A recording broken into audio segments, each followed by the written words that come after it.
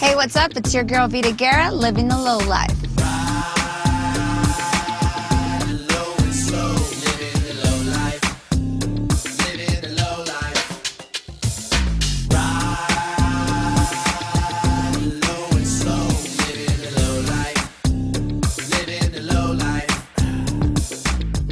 Today on Living the Low Life, it's incredible interiors, those rolling tributes to Plush.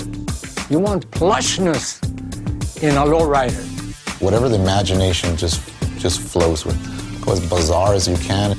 It is a dying art. Not very many people know how to do it.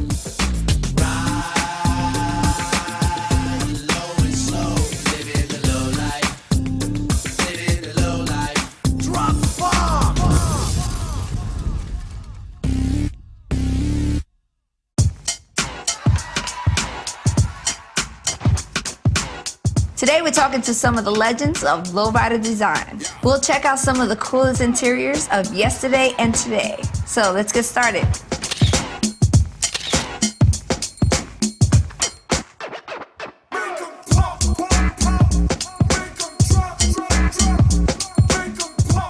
In the world of lowriding, there's always a lot of great paint on the outside. And inside, it's just as amazing. Whatever the imagination just flows with. That's the whole thing. The wilder, the better in some cases. Go as bizarre as you can and use fabrics and chrome and murals. Interiors like these win trophies. You want plushness in a lowrider. We take pride in that. The Bombs were born flat-out opulent. With the Bombs, they were restored. So they were as stock as they could get inside. And then as things evolved, they started going with velvets and real flamboyant type things.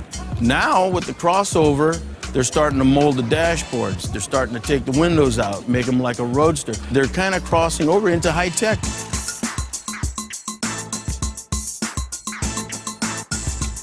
I just think it's creativity that counts the most. And there's more creativity in a four-door car than a two-seated bucket hot rod.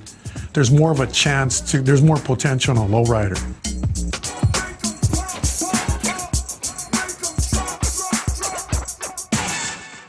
One car that inspired much of this creativity is legendary Gypsy Rose. Its paint and interior redefined the lowrider. Gypsy Rose was the main one to turn it over. Gypsy Rose, I mean, that's history right there. I mean, even though he's from another car club, he's from back in the day, our rival car club, you know, but that's history. Without the Imperials and the Gypsy Rose, honestly, lifestyle wouldn't be around. Crushed pink velvet inside there. I mean, it looked like an exotic chase, I guess you might call it. And that's what the lowrider flavor was at that time, you know, and a lot of us did. I went that style too. I had crushed velvet in my cars. Even to witness a car like that today, to just still see it when you can go back 30, 35 years ago and that car is still around, that is everything. Because when you go back today, there's a lot of cars that aren't even around from 10 years ago. When you see something like that, you really have to appreciate it.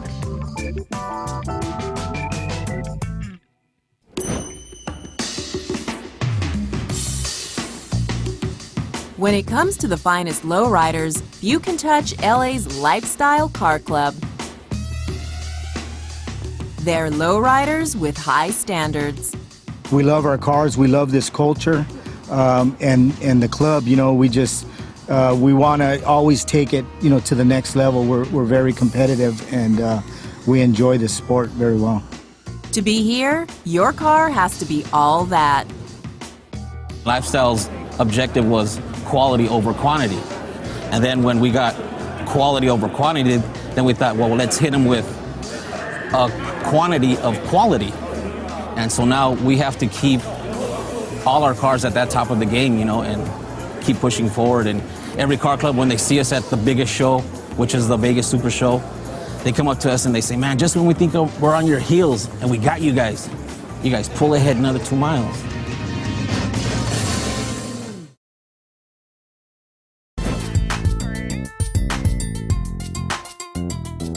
Let's check out these guys over at Lifestyle Car Club. They have a little something for us.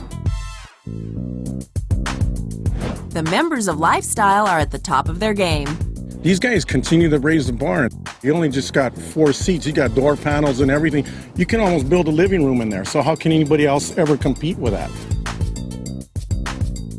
Take, for example, the cool Chevy known as Two-Face. It's a 1963 Chevrolet Impala convertible. It's an old school lacquer paint job.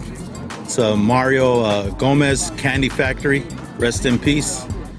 Interior was done by Danny D. Hooked up with Henry's Custom. They collaborated on it. Some 2005 Integra seats updated. Nothing in there is original no more. It's all ripped out. There's no glove box. There's no instrument panels. Everything is shaved smooth. All you see is the gauges, steering wheel, gas pedal. Now compare that to the classic interior of a bomb. Lifestyle concentrates on the paint. Then with that comes the interior. If you ain't got both, it doesn't really cut it.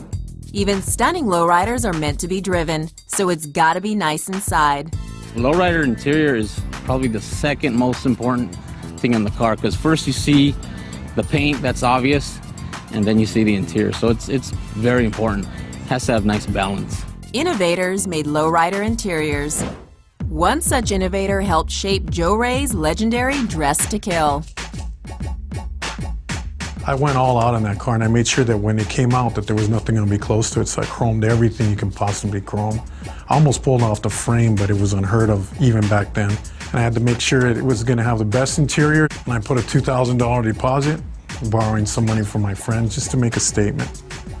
So I went all out and I painted it, and I went to the guy that had the best murals, the guy that could paint the best. From shows I studied who were the best paint jobs, who won more awards. Went to the best upholsterer at that time, and I took that Riviera and then I added some more tricks to it. The interior tricks were made by Bob Marcato. And you know what would look weird, Joe? If we slip in a baby coffin in there. I'm gonna have this mortuary people I know to make me a coffin. That way I can work on something else. And then I said, you know what? Something missing here in this car. So I built a baby coffin. That was the steering wheel. Bob's been creating for decades. How long have you been doing this? Well, I started in 1955. Was it something that you had a passion for and it was just a hobby to you, and then you said, I might as well do this as a business, or how did it work? No, I always loved it. I always loved cars. I don't know, it just came to me.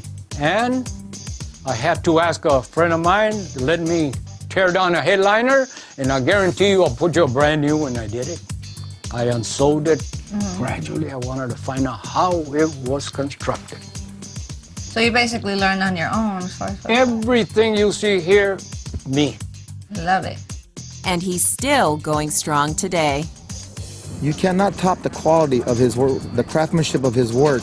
I mean, you can look, this is 10 years old and it's not falling apart, it's not faded, and I drive this all the time. I drive in the weekend, I go to car shows, it's in the sun, and it still looks new. You look at it yourself, it still looks good because of the quality and his craftsmanship and the way he builds the interior. There's a lot of guys out there that looks good, about 2 or 3 years, they're faded, they're falling apart. Come on.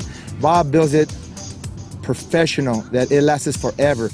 He is the best upholsterer ever. I mean, he's in his 80s now. I wish a lot of times he was back in his 50s. I would go beg, borrow, or steal to have one of his interiors again. He's put many a car in the winner's circle. For a while there, I had to stop these guys that says, hey, go to see Bob and Son, man. You'll get a trophy. Finally, I says, hey, wait a minute. Don't tell people that I guarantee them a trophy. I know that I've been taking them, but listen, you tell them that I'll give them a hell of a ride.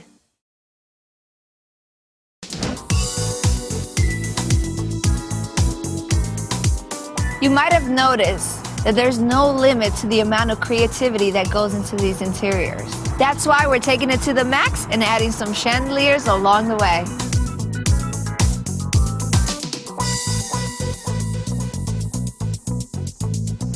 Today, it's all about lowrider interiors that are plush beyond belief. We saw the work of amazing Bob Marcato. And now we're heading over to Max & Son, where lowrider interiors are in the hands of Max Mesa and his son, Max Jr. Max Sr. is a legend. My dad, he's a pioneer. He's one of the originators. Helping my dad, you know, he would teach me one thing at a time, and, you know, eventually it got to the point, you know, where I started showing him a few tricks, you know. Max Sr. is self-taught. Well, I was trying to do my own car, and I had some prices, and they were too high, so I figured if they can do it, I can do it. And some of my friends saw the job I did, and they wanted to know if I could work on their cars. One guy liked it, and another guy wanted his done, another guy wanted his done, so finally I had to start charging some money. Got tired of working for free. Just check out the work from this shop. My dad's the original owner of this car here. He bought it brand new in 1959. He gave it to me when I was in high school. So I've been working on it little by little since high school. Myself and a few other people I know were trying to bring the 70s style back, which is a plush interior. All wrinkles and diamond tuck. It's pleating and tucking. Instead of just the plain material on there, you put the pleats to give it more look to it.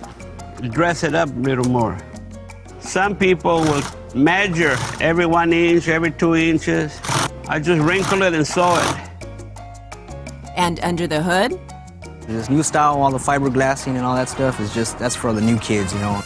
Nothing extreme, it's just a cruiser. This Buick's another stunner. Yeah, that 39, Beto came over and asked me what can we do for it, because he wanted to put on the show, he wanted to win some trophies. He said, I got the outside done, I got mirrors, I always win trophies for mirrors, but I want to win for the inside. So I sketched up some swivel seats, I sketched up some doors. I put it in paper first. He said, fine, let's try it. And he didn't even ask how much. Completely custom headliner, door panels, got mirrors in the ceiling, mirrors on the door panels. With the interior and the paint job this car has, it's a one-of-a-kind car. Work like that draws attention. I do some cars for celebrities. Right now I just got a Cadillac in that I'm gonna do for Snoop Dogg. It's called Brown Sugar. I've actually worked on this car before. He wanted chandeliers put in his, he wanted, you know, he's pimp status, so he wanted some chandeliers in his car. We put 3 of them in there. This place keeps an art form alive. It is a dying art, just for the fact that not very many people know how to do it. So every night at 7 o'clock we got classes. If you want to learn upholstery, you can come over.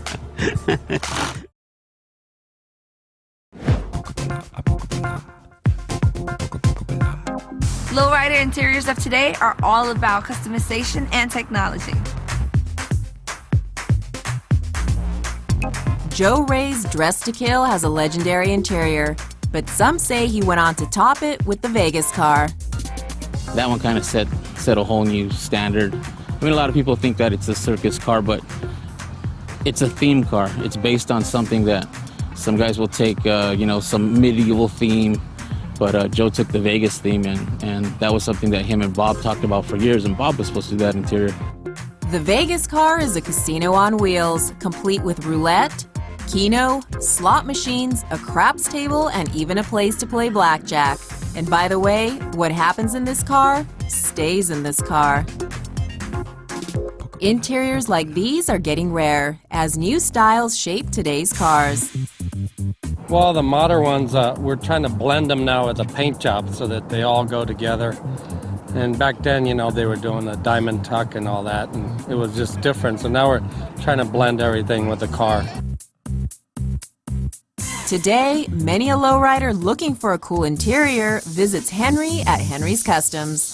Themes are, I wouldn't say dying, but you don't see them as much nowadays.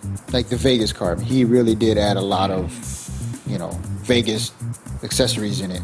Nowadays, you'll have a name and you'll just have a real nice, clean, you know, murals to tie in the name. It's still there. It's not gone completely. His seats and panels are famous. I have my own style.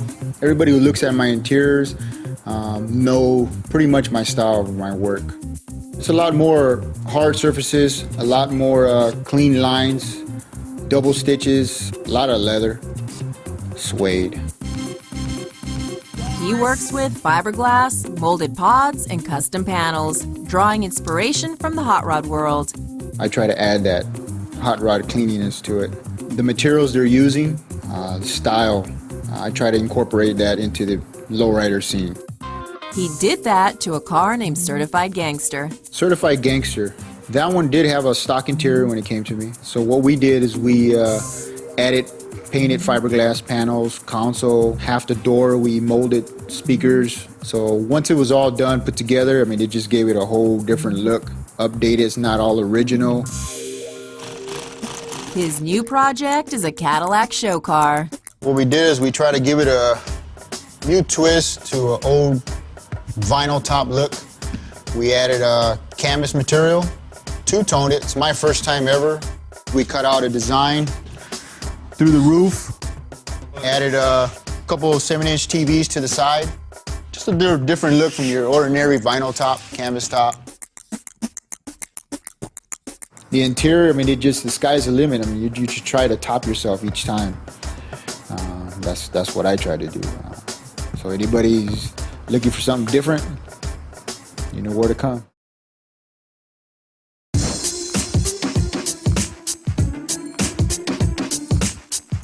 Lowrider interiors are already amazing. Where can they go from here?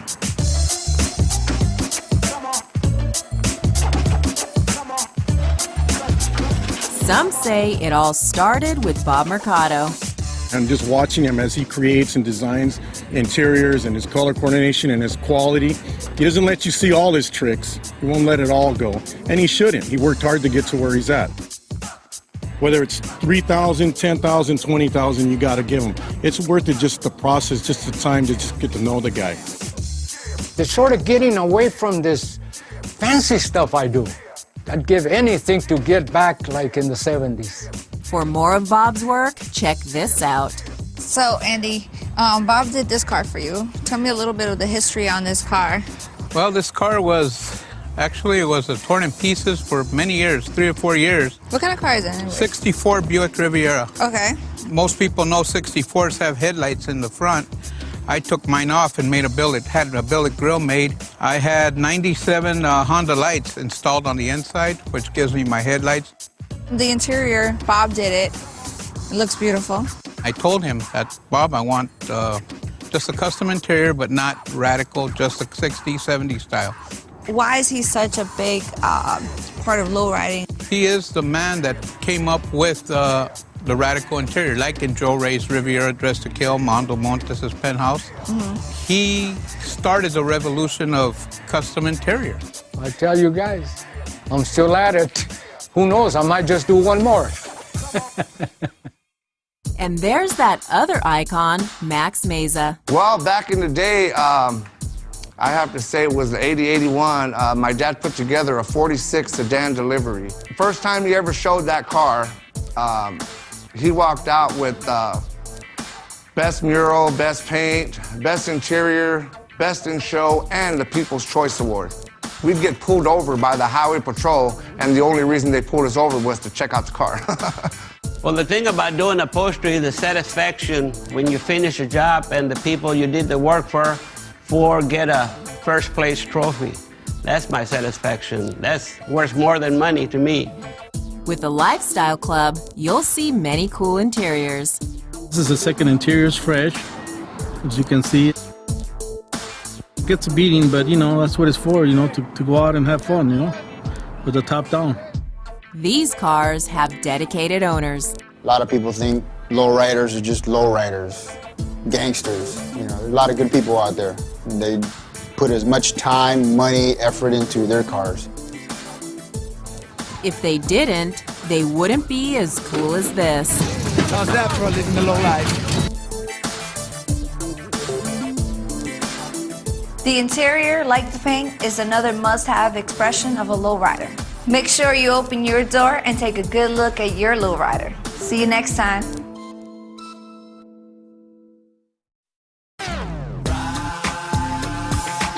You're gonna teach me how to do this? You know, 'cause I'm pretty good at learning. Uh-huh. When I'm up there laying in my casket, put this thing up there and say, hey, the man's gone.